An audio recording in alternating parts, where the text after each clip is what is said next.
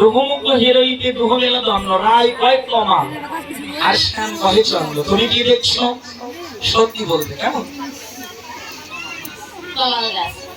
দেখেছেন? কি চালাক! কমল গাছের বর্ণ কেমন মায়েরা? ফর্সা। ফর্সা না কালো? কোনটা? একবারে ফর্সা কতটা। কমল গাছ কে কে দেখেছেন? হাত তুলুন তো। কমল গাছ কে কে দেখেছেন? খেতড়ি ধামে আছে, প্রেমতলি ঘাটে। কমল গাছ কেমন, কালো না নীল না ফর্সা? ফর্সা। মায়েরা ফর্সা না কালো,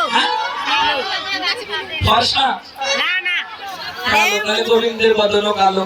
তাই রাধারানী গোবিন্দকে মনে করেছে কমাল গাছ। শ্যামের দিকে তাকিয়ে বলো, প্রতি কমাল